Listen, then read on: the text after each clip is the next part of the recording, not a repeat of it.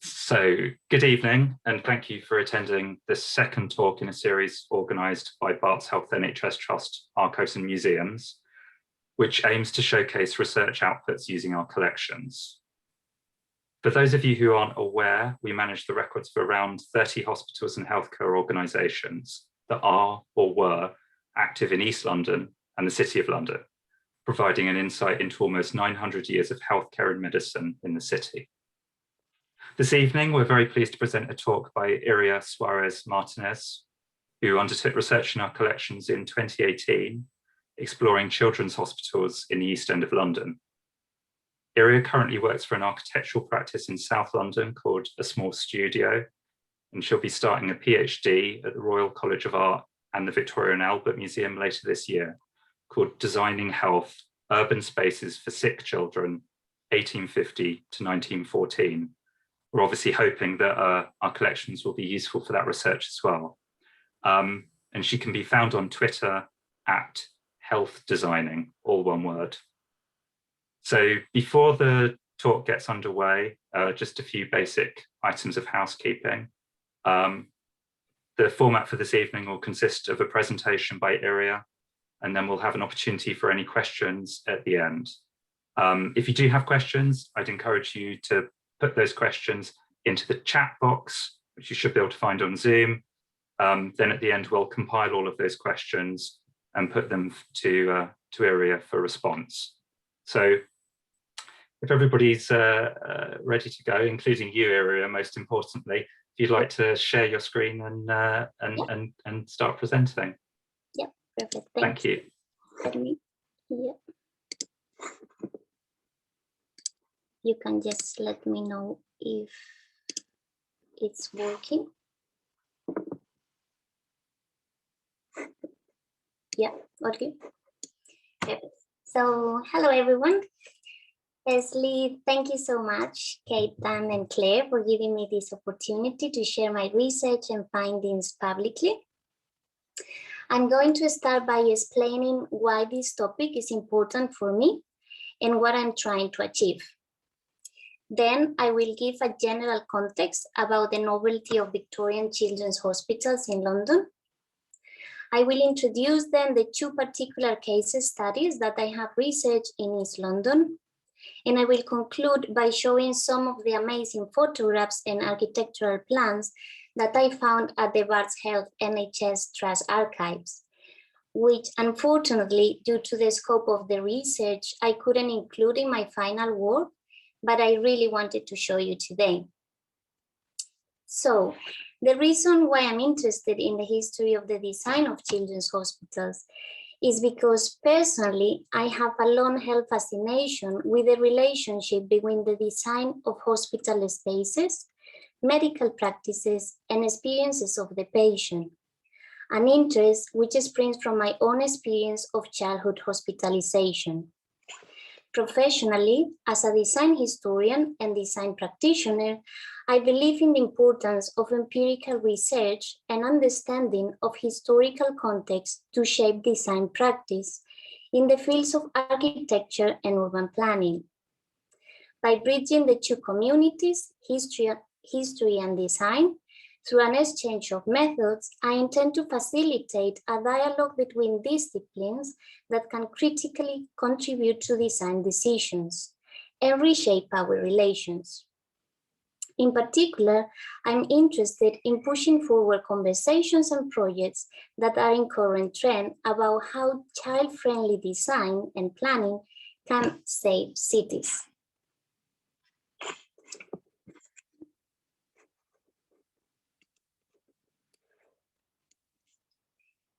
During the 19th century, Britain experienced a colossal demographic change, which had an impact on the demand for public services to support the urban paupers. Cities were unhealthy places to live. In particular, London was diagnosed by many doctors as a hotbed of disease. Consequently, the problem of poverty was rethought, and efforts were made to plot it geographically. For London, poverty was distinctively located in the east end of the metropolis.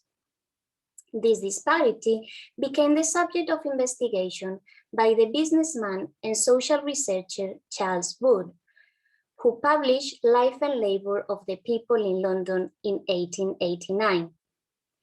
In this work, Booth investigated the conditions of poverty in London, classifying the population into 8 social classes based on their income. This categorization became the descriptive map of London poverty, a social cartography in which each street was color-coded to indicate the social class of the inhabitants. From lighter to darker, yellow represented the wealthier upper class, red the middle class, blue the poor, and black the lowest class, also described as vicious and semi-criminal. The map was a London-wide exercise, and the northeastern part of the map, the one that you can see on the screen now, illustrates the particularly impoverished conditions of the surrounding area of the 2 case studies of my investigation, those little stars. The process of categorization undertaken by Booth has had a lasting impact, which is still relevant today. However, the immediate impact this map had within the context of Victorian philanthropies in the reconstruction of society and a powerful hope for the future was that it encouraged individuals to address the social needs of the time.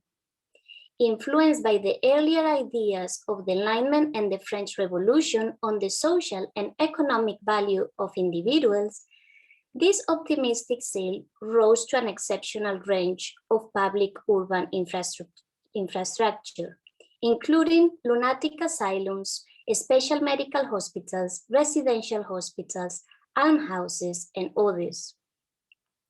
This was depicted in the map on your screen now, called the distribution of hospital accommodation within the metropolitan area. This map was published in a book called Hospital Construction and Management, which was published in 1883, created by one of the most influential physicians of the period, Frederick Moat, and one of the most recognized architects of the period, Saxon Snell. In the map, the red stars represented the general and special hospitals, and I personally added on top the black stars, which represent the special hospitals designed for children. This map represents the magnificent novelty investigated in my research.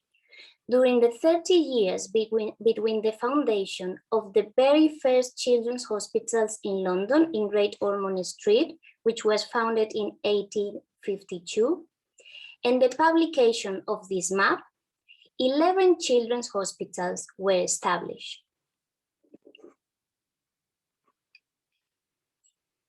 Understanding children's hospitals as a Victorian artifact, these spaces emerged in Britain as a response to one of the most pivotal issues of the time, infant mortality.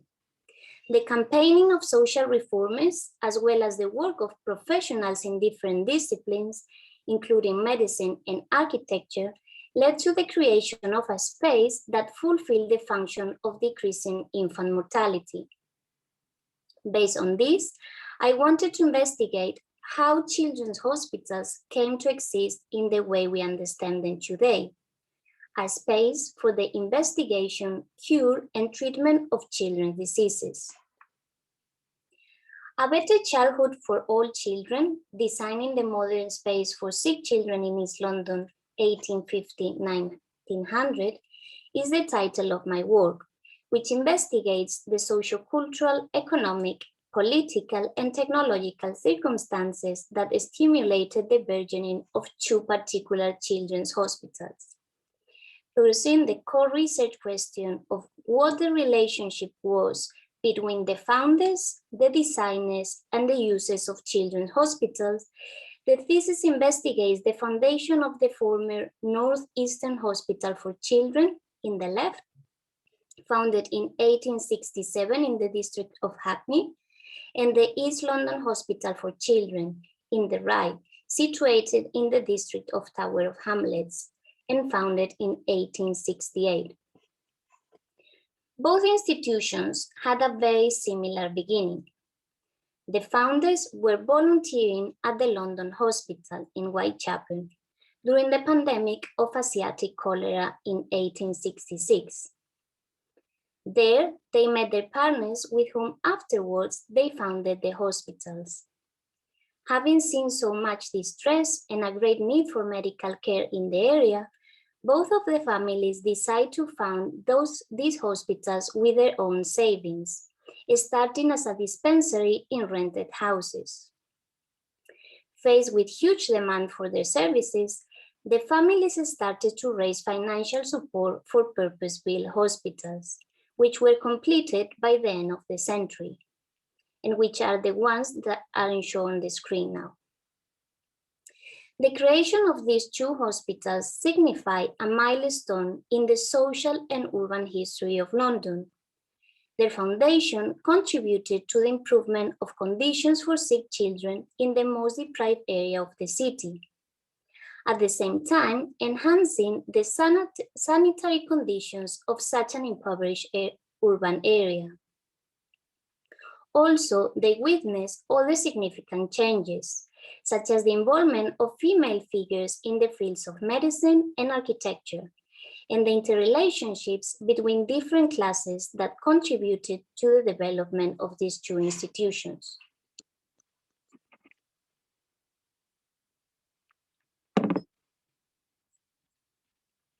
But in order to understand the social context of the two particular case studies, it is worth mentioning a fundamental aspect which might have been at the root of these institutions, namely the Quaker spiritual and cultural heritage faith of their founders. It was during this period that the district visiting movement arose in London. This was a missionary project with the aim of spreading Christianity. This movement's activity focused mostly on the districts of Shoreditch, Bethnal Green, and Stepney, where the two hospitals were actually located. In addition, the Quaker doctrine, with a strong and active social commitment at its heart, was encountering a change at this particular time, when new ideas were shifting from an evangelical approach to innovative and liberal practices.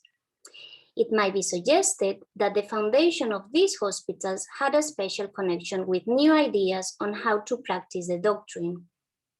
Also, Quaker women are usually referred by historians as leaders in the women's movement.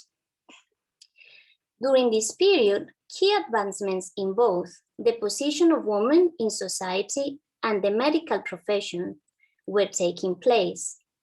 This might have been accelerated by the influence of one of the most prominent and inspiring figures on the field of medicine, Dr. Elizabeth Garrett Anderson, who was working at the London Hospital at the same time as the founders of the case study hospitals. To give some more context, Anderson was a pioneer female doctor in England who in 1866 founded the St. Mary's Dispensary for Women and Children in London. However, the spread of the devastating cholera epidemic in London during 1866 proved to be a tipping point for the foundation of these two hospitals. In this year, the appeal for help in the London Hospital in Whitechapel led Ellen Phillips, who was always been interested in the study of medicine, to volunteer in the cholera wards. There, Phillips met her future husband, Dr. Alexander Fox, a young medical student who was appointed as one of the special medical officers for the East End of London. In 1867, Ellen Phillips and Dr. Fox, together with her older sister, Mary Elizabeth Phillips, created a dispensary for women and children located in a rented house in Bethnal Green, the image on the left. With modest beginnings, the dispensary was open 2 days a week for outpatient treatment. the cost of which was supported by the sisters' own savings. Nevertheless, from the start, the dispensary became very crowded, so they decided to limit their services to the exclusive treatment of children. The next year, due to the massive influx of patients, they moved to a bigger rented house in Hackney Road, which was open 4 days a week. A pivotal transformation took place in the following year, with the opening of 2 small wards consisting of 12 beds. The accommodation of inpatients transformed the dispensary into a hospital for children, and it became the Northeastern Hospital for Children. On the other side of the story, now the right side of your screen, the East London Hospital for Children was founded 1 year later, in 1868, by the West London residents Sarah Heckford and her husband, Dr. Nathaniel Heckford. They met in the Wapping District Cholera Hospital, part of the London Hospital, in 1866, where Nathaniel was working as a doctor and Sarah was volunteering as a nurse, while she was also a student of medicine. Similar to the other couple, after seeing so much distress and need in the area, they decided to found the East London Hospital for Children and the Dispensary for Women in 2 old warehouses close to the river. Funding the hospitals themselves, they also moved their own home into the institution and started to provide service for outpatients as well as inpatients.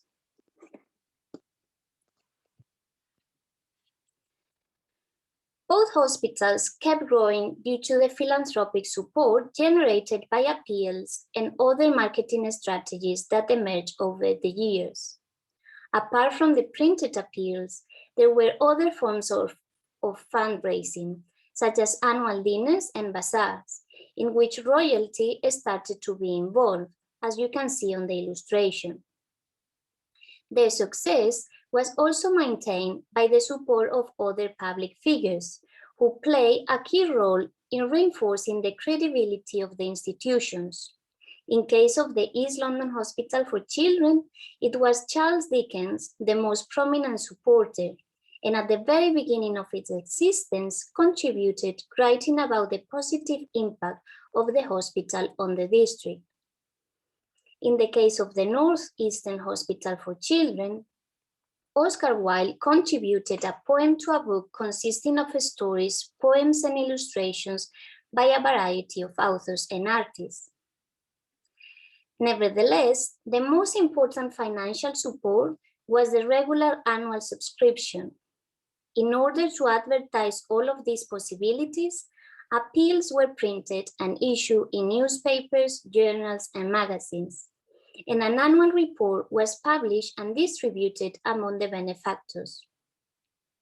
As a publicity medium, this printed material highlighted the credibility of the institution, as well as listing the names of the donors and subscribers, which provided a prominent part of the publication's content.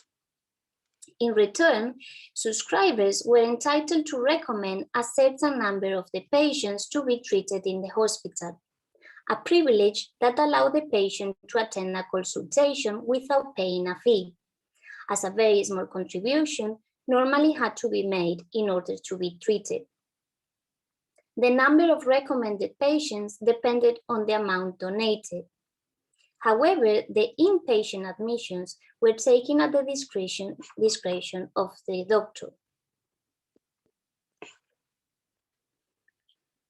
All of this printed material was crucial for my investigation, as it sheds light on the interests and concerns perceived by Victorian society, encouraging the engagement of the wealthier population with the poorest, even if it was only from an utilitarian point of view. It is worth to note that during this period, the bourgeois sphere was physical as well as moral. On the one hand, were the dangers of biological contagion or the generative effects of slum life, and on the other hand, They believed that without the influence of well-educated, wealthy society, the other end of the class hierarchy could be seduced into rebellion by radical movements. That is why it's so relevant in this research to understand for whom these institutions were founded. In fact, in the admission conditions in the annual report, it was stated that it was for the sick children of necessities poor. And it is important to stress here that at this time, there was a division in public responsibility for the impoverished urban dwellers, where philanthropic enterprises were providing support exclusively to the deserving poor, and the publicly funded institutions were attending to the undeserving.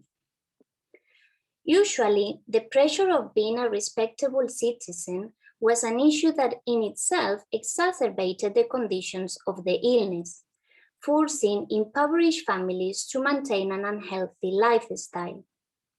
In general, philanthropic hospitals would have included the adjectives respectable or deserving in their conditions for admission. In this regard, the two case study hospitals were widening the spectrum of medical care and manifesting a new sensitivity towards the stigma of pauperism, acknowledging that it was a condition and not an individual responsibility. And I quote, "Look at the dwellings of the parents whose children get into our hospital and tell me whether the tenements are such that it is possible to avoid this scissoring. Why? Anyone who has ever taken a walk in those districts, anyone who knows what sort of misery the sick children of the poor live in, must be aware that it is beyond their power to avoid, in many cases, the attack of the disease." Overall, tracing the desired function that these two children's hospitals were aiming to attain shows that those institutions were combating poverty as much as illnesses in this impoverished area. Although both of the institutions were set up by medical experts, the fundamental problem that they were solving was pauperism rather than disease.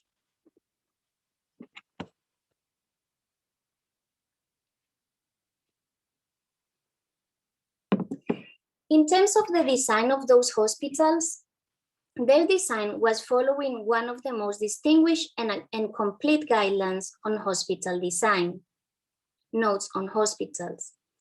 Written by the nurse and social reformer Florence Nightingale, this work was delivered in 1858 as a lecture on the problems of civic hospitals at the meeting of Association for the Promotion of Social Science held in Liverpool.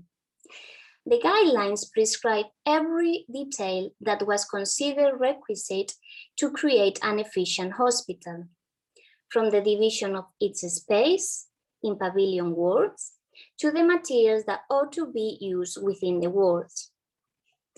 The ultimate purpose of Notes on Hospitals was to outline the principles of how to design a hospital as a space to cure the ill. Despite Nightingale's skeptical views on children's hospitals, she advised on plans for a children's hospital in Lisbon. That's the plan that you can see now. This hospital was designed by the architect Albert Jenkins Humbert, who often worked for the British royal family. For Nightingale, this purpose-built hospital signified the best practice in children's hospital construction at the time. And I need to stress one more time that Notes on Hospitals constitute, and still does nowadays, one of the most significant publications for understanding the importance of the design of a space for the cure of the sick. But going back to the case studies, the East London Hospital for Children adopted the notion of the independent pavilion ward specified by Nightingale. In total, the hospital was able to provide 90 beds, which were arranged in 3 wards on 3 different floors. The distribution of the building and the materiality of the walls was graphically described in a hospital visit report, in which the author depicts the institution in the supplement on hospital visits. The pamphlet serves to visualize the floor division of the building, as well as the gender and disease profile classification. And I quote, "The hospital is a large modern building. At the moment you enter, you think how clean and cheerful and airy it all looks. It was first shown the Princess Mary ward, devoted to boys. One half is surgical, the other medical. Here are plenty of pictures, color screens, flowers, and all that can make a ward look pleasant and inviting. On the next story is the Enfield ward for girls. In this Enfield ward, I was struck by the pretty pictures of colored glass in the windows. Alice in Wonderland supplied the subjects for the designs, which must offer the children great amusement to study. On a third story, I was introduced to the Heckford ward, entirely appropriated to babies." So you can visualize this description on the images on the screen, which both are of the Princess Mary ward at different times. You can see that the ward had one large window per bed, which were made of iron. And in the middle of the ward are the stove and the baby's cots. As a curiosity, these baby's cots are the most significant artifacts of this hospital, because as a rare exception, the hospital was offering treatments to small babies, up to children of 14. The Northeastern Hospital for Children, where the admissions age was between 2 and 12 years old, inaugurated the first two purpose-built wards in 1880, providing a total of 57 beds. Before this, the patients had been divided according to the acoustics of the wards. However, in the new wards, the separation of the patients was according to surgical and medical cases. The Connaught ward, seen on the left, was situated on the first floor and was developed to nurse surgical cases. And the Barclay ward was on the floor above, which was for the treatment of medical cases. In these spaces, a less homely ward was taking place, moving towards a more medical institution and based on the design rationale of the period. Similarly to the other hospital, the height of the ceilings, as well as the dimensions of the windows, were ample enough to allow significant amount of natural light. Also, the windows were placed opposite each other to enable the essential flow of ventilation. The disposition of cast iron beds in rows by the walls made it easy for the nurse to supervise. The placement of open fires in the middle of the wards kept an even warmth in the ward. Finally, the use of polished wood for the flooring kept the ward impervious to moisture, clean and resistant to infection. However, the most distinctive feature of the interior of these wards was the play area in the middle of the ward corridor between the fireplaces. During this period, there was an increasing awareness of the need for play, for the emotional and physical development of the child. Also, in the East End of London, children were used to spending their days playing on the streets, and there were increasing efforts to create spaces for children to play in the area, such as Victoria Park. Therefore, efforts to accommodate a play area were made in the hospital, not only inside the wards, but also making use of the rooftop as a space for play. The reservation of a space for recreational purposes was one of the most distinctive design features of the Northeastern Hospital for Children, as you can see on the left. These spaces that were suitable for children to play, exercise, and have a little sense of freedom in the fresh air started to have more prominence in the development of new extensions to these pioneer children's hospitals. For instance, in the proposal for the new wing of the East London Hospital for Children, the image on the right, a large recreational space was allocated on the terrace in order to enable convalescent patients to obtain the benefits of fresh air and sunshine.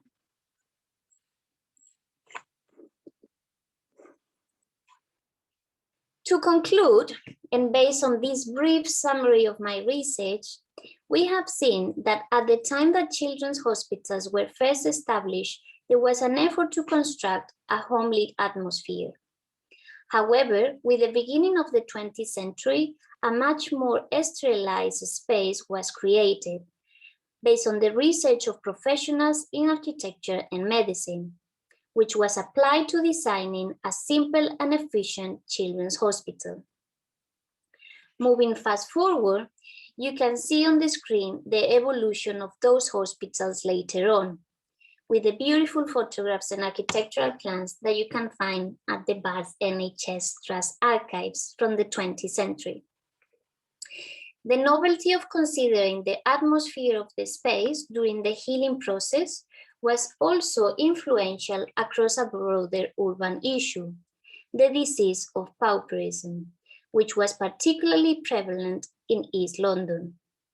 This situation led to the intervention of social reformers who were striving to improve the sanitary conditions of the urban infrastructure and its built environment. Since childhood was seen at the time as the embodiment of the future of the nation, children's hospitals and the burgeoning of these new spaces designed for the well-being of sick children became intrinsic, fundamental in the development of the city. And here is another collection of images from the Barts NHS archives. Although there is a lack of evidence concerning the process of designing the institutions, the primary sources show that there was a high level of sensitivity to and empathy for the well-being of the most disadvantaged population of the metropolis. I will argue that although the development of hospitals led to advancements in the medical and architectural professions, it was as much as a social enterprise as a medical one that stimulated the emergence of children's hospitals in London. Social and medical intervention in the most disadvantaged areas of London during the second half of the 19th century contributed to the craft of making the city, as well as reinforcing professional and social standing and helping to reduce infant mortality by improving sanitary living standards. For instance, by the end of the century, the death rate in children under 5 had fallen by 33%. Furthermore, the exploration of these two case studies highlights the innovation of the female integration in two predominantly male fields, medicine and architecture. The conception of the modern children's hospitals was due to a set of dynamics within the metropolis, in which for the first time, female figures such as Ellen and Mary Elizabeth Phillips, Sarah Heckford, Elizabeth Garrett Anderson, and Florence Nightingale were part of this matrix. Certainly, it could be suggested that the rise of children's hospitals in the East End was boosted by female reformers in the fields of medicine and architecture, whose work and devotion created the interior spatial experience of their patients.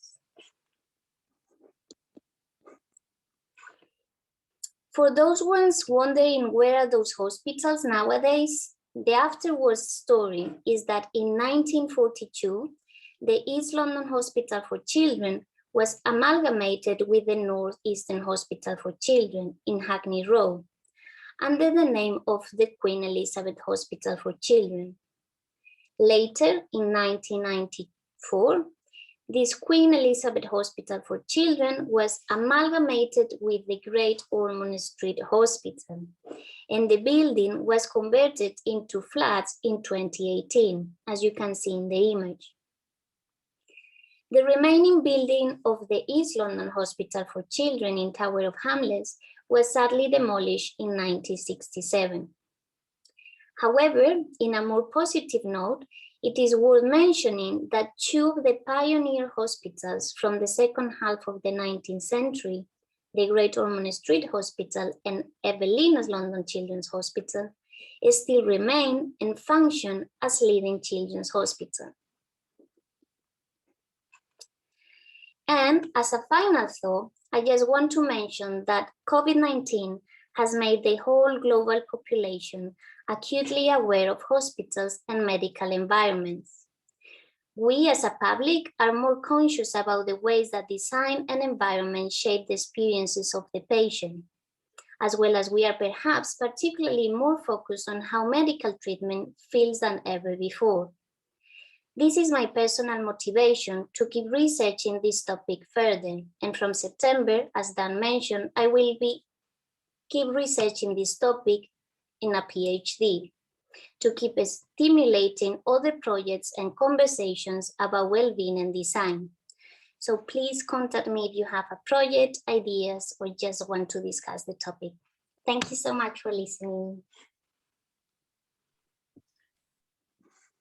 Thank you so much, Iria.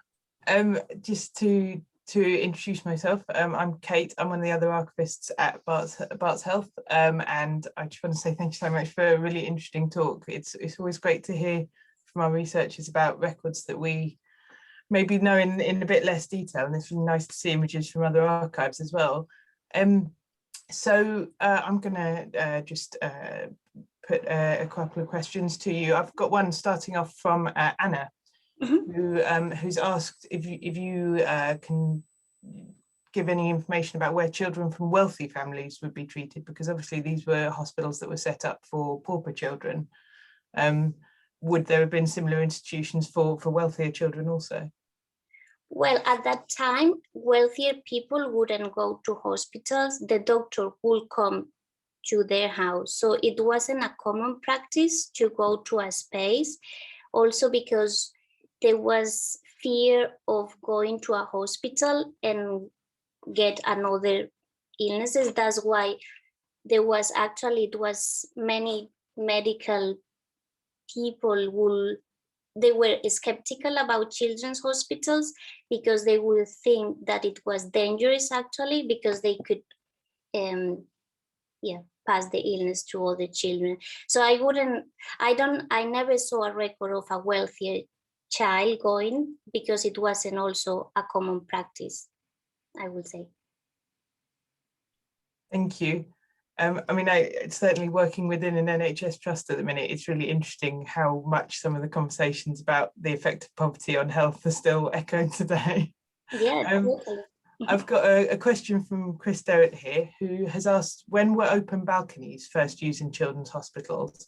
And were they used by all patients or just those with certain conditions such as TB, where obviously you see similar design in adult hospitals?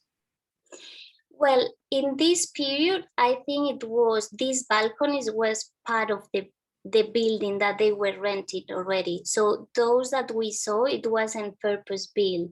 They were part of the building. I know that then at the beginning of the 20th century, they were built because they will use the balcony to put the children in beds there so they will get sun. But yeah, does that answer my question? The question? Yeah, that's great. Thank you. I mean, I've got a question myself, if I could ask as well. So, I mean, obviously, you mentioned you were a patient in hospital as a child, and obviously you're currently part of an architectural practice. I just wondered if you think that any of the principles of children's hospital design that you saw in the Victorian period have kind of persisted today, or if children's hospital design is very different. Yeah, totally. In fact, it's actually not just children's hospitals, but are the Florence Nightingale guidelines. And that's why for people who lives in London, when COVID happened, they opened the Nightingale Hospital, pop-up hospital, based on those guidelines somehow, because what it was more important is the cross ventilation, the light, and the ample space. So it didn't really differ much. In my experience, I will say the difference is because at the mid 20th century, there were about of studies about how color has an impact on your well-being and your emotions. I think nowadays children's hospitals are much more colorful, and but in terms of the materiality and layout, I wouldn't say it changed much in a way. It's still iron beds. Yeah. Brilliant, thank you. I've got a few more questions coming in. So I've got one from Dan, which I think everyone will have seen in some of the photos that you had, that a lot of the interiors of some of the wards seem to be indebted to more domestic notions of design. You've got plants and soft furnishings. Did you see that there was a pronounced design difference between institutional interior design and the kind of domestic notions, or do you think kind of one was aiming to replicate the other? Yeah, at the very beginning, when those hospitals started, there were efforts in making kind of a domestic interior. And yeah, and one of the quotes is about how homely and trying to make them feel like they are in their own house. However, like when towards the beginning of the 20th century, you can see a difference to removing kind of everything and make it more sterilized, and like, for example, more curves so the dust doesn't accumulate in certain parts. So there is a difference from when it started as a more domestic interior design towards a more institute. And then also they started to don't allow to have visits into the hospital. So yeah, I think it changed. Thank you. I've got one which I'm going to skip over a couple and then come back to them, because I think this kind of follows on. So Amy has said, thank you for a fascinating talk with lots of interesting themes. She says she'd be interested to know more about the provision for entertainment and play, which you mentioned was a kind of novelty in these hospitals. She wondered if there were any separate playrooms as well as the play spaces within the wards, and where did the toys come from? Were they usually donated? And were meals also served on the wards or playroom spaces? Yeah, in those hospitals, as far as I know, there wasn't any other play areas, and the toys were donated by the benefactors of the supporters of the hospitals. So they could give not just money, but they could give toys, clothes, furniture. So it was all donated. In terms of the meals, actually, like, I never found any information about how, because that I was quite interested as well on that, but I couldn't find any primary sources. Yeah, that's interesting. There's always gaps in the things you want to know. Especially those two hospitals, they were like kind of small comparing to other. So to find primary sources, like I found a lot for the 20th century, but for the beginning it was, yeah, like there is no much. So a question from Charlotte, actually, which I guess particularly given the kind of lack of sources for some of the earlier period of the hospital, she says, why have you chosen 1900 in particular as your end date for research into the subject, or why did you for the MA research? Mainly because there is more academic research from that time. So the period that I chose is because there is an academic gap, which after researching, I figure out why, because the lack of primary sources. So it's much more challenging. but I think that's why also it's more interesting for me, and that's why I'm doing the PhD, because mainly because there is a lack of academic sources on that period between 1850 and 1900. From 1900 there is much more evidence, much more written already, so that's the main reason, really. Brilliant, thank you. There's one here from Claire, which I wondered actually too, particularly given the kind of later linked nature of these two hospitals. She says, as Ellen Phillips and her husband and Sarah and Daniel Heckford were working in very similar circumstances, both in the East End, and their hospitals were founded only a year apart, do you know whether they may have known each other? And if you found any communication or collaboration between the two hospitals in their early days in your research?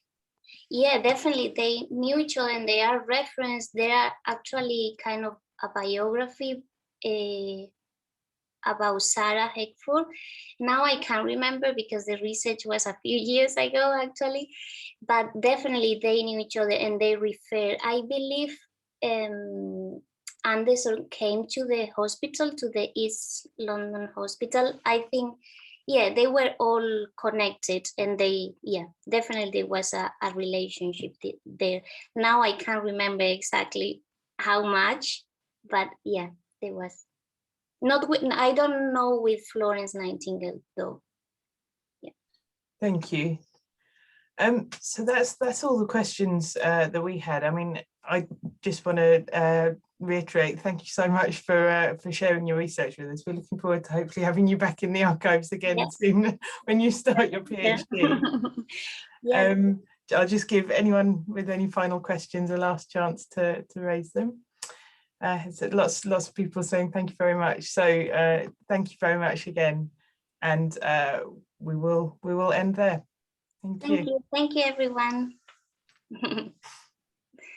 Bye. Bye.